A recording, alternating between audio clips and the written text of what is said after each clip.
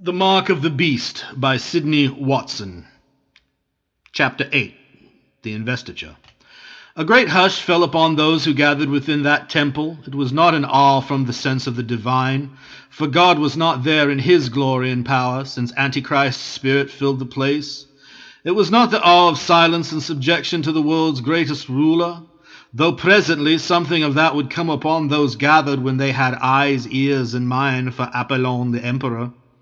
Neither was the silence one of curiosity in the character of the service in which they had been called to take part. The hush upon the assembly was one of wonder and amaze at the splendor of the temple's interior in which they found themselves.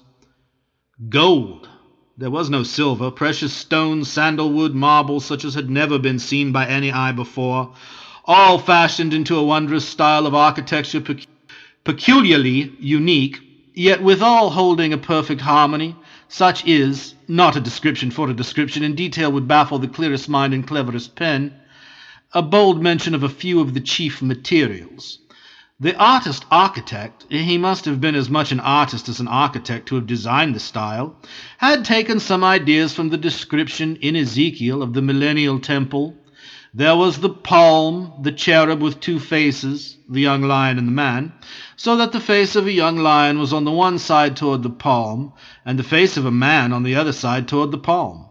The vine and the pomegranate were there, in spite of the most profuse detail, all was rendered with a perfection of minuteness, while throughout the whole of the interior the harmony of color was beyond praise and beyond description. For the technical skill exhibited in each separate item of color, carving, and cunning, workmanship had, with truest artistic sense, been subordinated to that wondrous balance of the whole appearance that went to make up the amazing harmony that was as a veritable atmosphere in the place.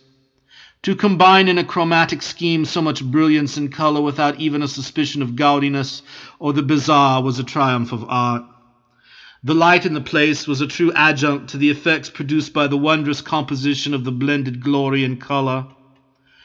There were no window anywhere, but radiance, the newest light of the day, tempered by rose-pink and palest electric blue prisms, filled the place with a wondrous radiance, while at the same time the eye could not detect the various spots where the separate lights were located. The company gathered was in harmony with the place, since the many otherwise gaudy tints of costume and uniform were softened, blended, and harmonized by the power of color tone of the prisms through which the otherwise fierce, flashing radiance was shed. The outer temple interior, the place where the brilliant throng was gathered, would hold 1,000 persons comfortably. There was no seat in Solomon's temple, as there was no seat in the tabernacle, which was a symbol of the ever unfinished work of the earthly priesthood. And there was no seat here save a throne chair of gold, ivory, mother of pearl, and precious stones that occupied the center of a magnificent dais just in front of the entrance into the very small Holy of Holies. A wonderful curtain of purple velvet, not the fine twined linen as of old, screened off this narrow strip of the interior from the larger outer section. The curtain was worked with marvelous needlework in gold and pearls of almost priceless value, the pattern being a wonderful blending of cherubim, palm, and pomegranate. On entering the building, the Emperor Apollon seated himself on the throne, when each person present made a deep bow of obeisance. One man only remained upright, George Bullen. Taking advantage of his position behind a marble pillar, he held himself erect. Had he been detected, he would have rapturously sacrificed his life rather than have bent to the Antichrist. The platform of the dais, on which the throne chair stood, was reached by 3 wide marble steps that sprang from the floor level. At the foot of these steps, Cohen, the high priest-elect, stood clothed in a single garment of pure white linen that reached from his shoulders to his feet. Attendant priests stood by, each holding one garment or ornament, as the case might be, ready for the investiture. Apollon rose from his throne, a magnificent but a sardonic figure for all that. As he rose, soft weird music came from an angle where a screen of palm ferns was placed. Though mechanical, the music was of an exquisite character. Then suddenly, swelling above the low, weird music, came the voices of a score or more white-robed priests chanting, "Hear, O Israel, the Lord thy God is one God." George Bullen's eyes were fixed upon the face of Apollon, and he noted the mocking, contemptuous smile that curled his lips at the language of the chant. As the chant finished, Cohen turned and faced Apollon, and slowly climbed the steps. The music had ceased now, and amid an absolute silence, Apollon took the embroidered coat from the offered hands of one of the subordinate priests. The garment was of white linen, wonderfully, beautifully embroidered. It reached from the shoulders to the feet and fitted the body closely. A drawstring of white linen tape fastening the sleeves at the wrists and drawing the breast of the vestment close about. A linen girdle, 4 fingers wide and long enough when tied to reach the feet, was next put about Cohen by Apollon. Then a third priest handed the emperor the robe of the ephod. This was a long, loose garment of royal blue satin with a wide neck opening, the opening bound with a wide gold band.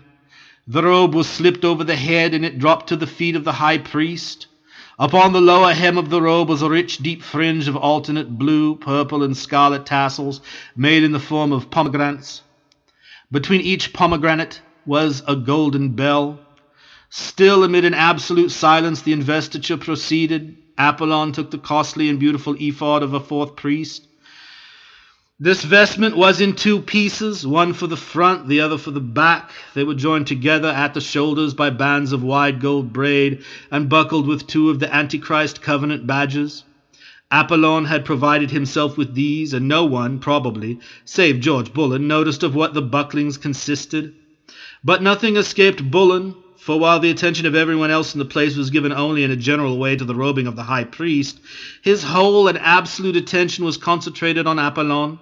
All that he did, every varying expression of his handsome but sardonic face, and every movement of his fingers.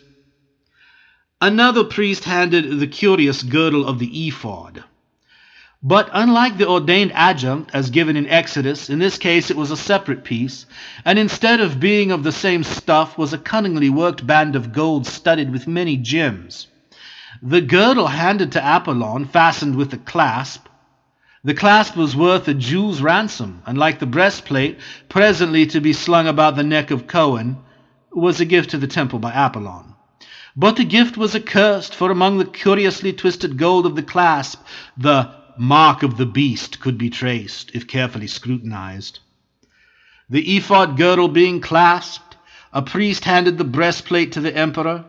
It should, according to the Mosaic command, have been made of the same material as the ephod, of gold, of blue, of purple, of scarlet, and of fine twisted linen. But in this case it was made of gold and slung by a gold chain about the high priest's neck.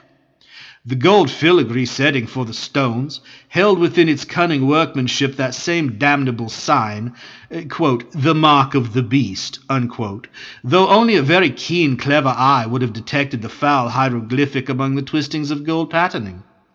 The whole plate was about 10 inches square, the center divided by gold ribs across and across into 12 sections, each section holding a separate precious stone of fabulous wealth. The ephod girdle being clasped, a priest handed the breastplate to the emperor. It should, according to the Mosaic command, have been made of the same material as the ephod, of gold, of blue, of purple, of scarlet, and of fine twisted linen. But in this case it was made of gold and slung by a gold chain about the high priest's neck.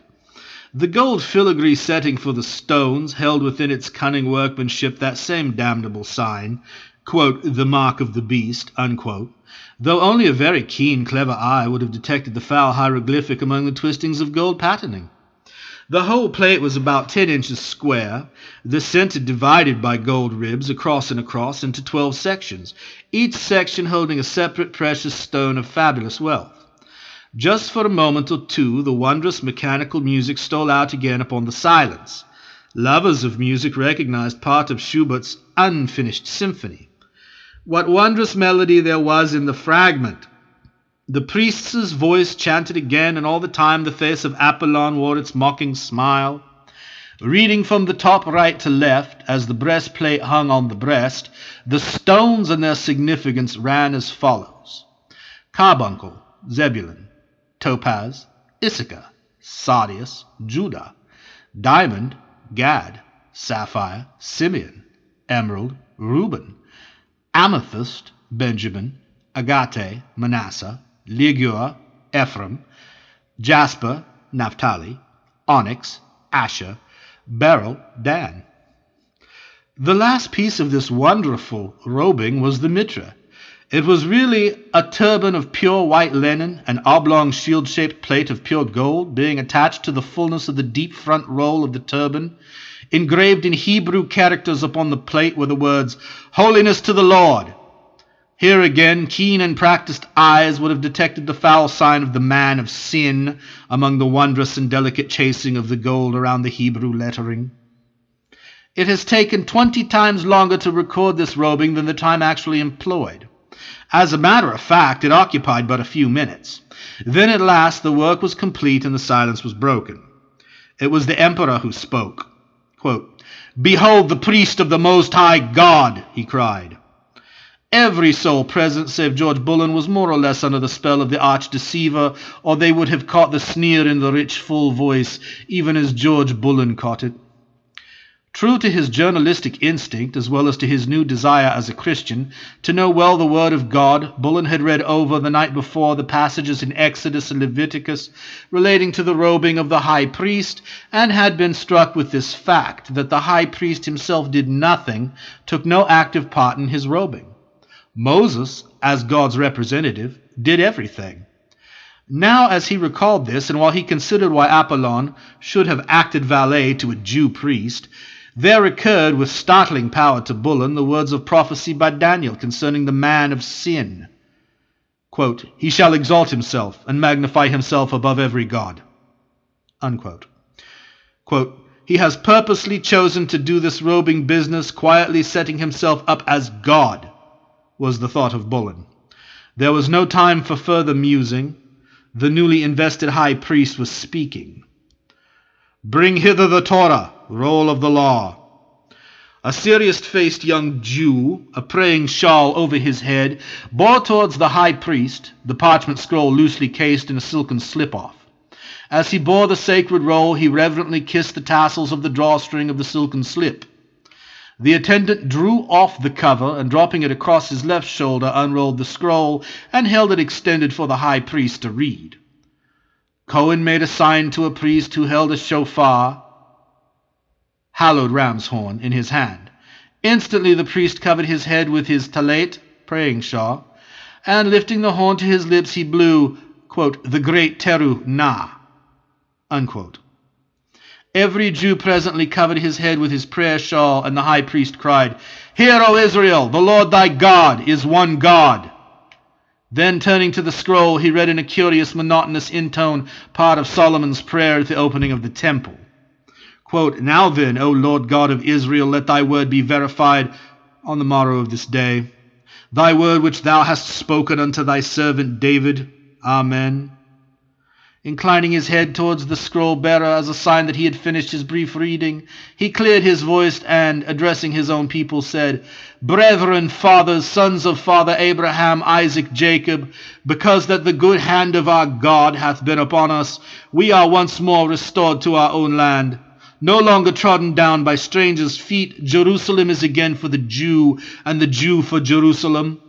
We meet here this afternoon in our own temple, reared by Jewish gold and patriotism.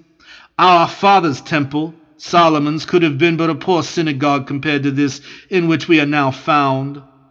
Tomorrow, all the world will be gathered to this place, all that part of the world worth calling the world, to the formal official opening of this temple.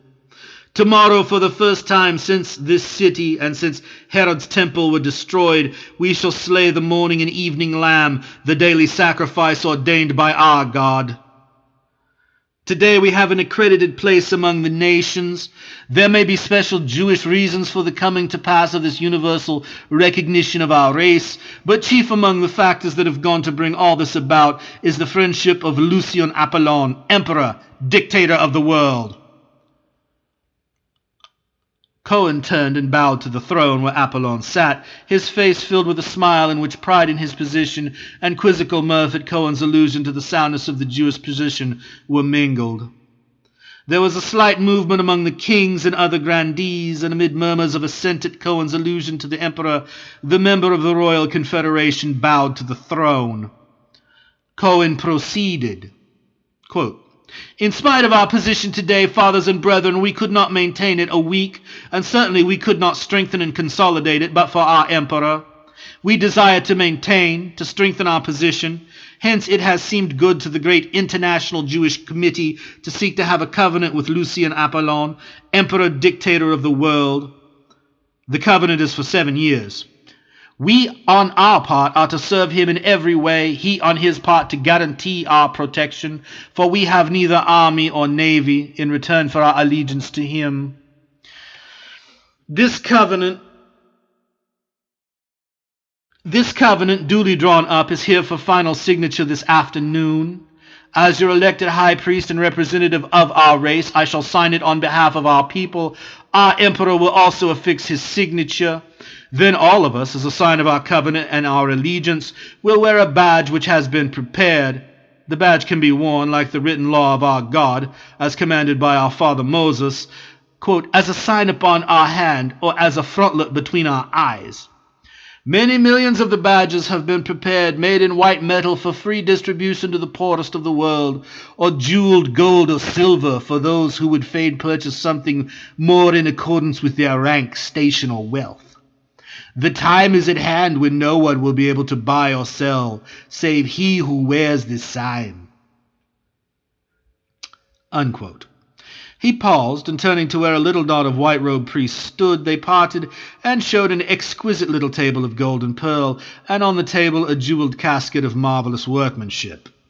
2 of the priests bore the table to the center of the floor where Cohen stood. He opened the casket, drew forth a small silk-tasseled parchment roll, and laid it open upon the table. The 2 priests held down the curling corners. A fountain pen, the cylinder of jeweled gold, lay in a hollow of the casket.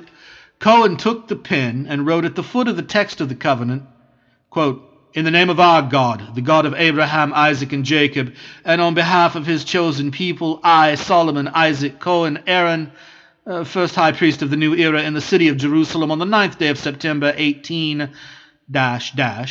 world calculation, subscribe myself." As he lifted his form erect again, he made a sign to the 2 priests. They lifted the table and bore it up to the platform of the dais. Apollon, without rising from the throne, took the pen and made his signature. 2 seals were affixed. Cohen and Apollon touched them. Then the table was once more lifted to the floor level, and the 10 kings signed the covenant as witnesses. Then everyone present, save George Bullen, donned one of the badges. In the crowding, his non-compliance was unnoticed. All the kings and most of the princes and others from Babylon received massive and costly signet rings from the hands of Apollon himself. Each signet was engraved with, quote, "the covenant sign," unquote, as it was called. God calls it the mark of the beast. The recipients of the rings all wore them on the 3rd finger of the right hand, as did others of the minor personages.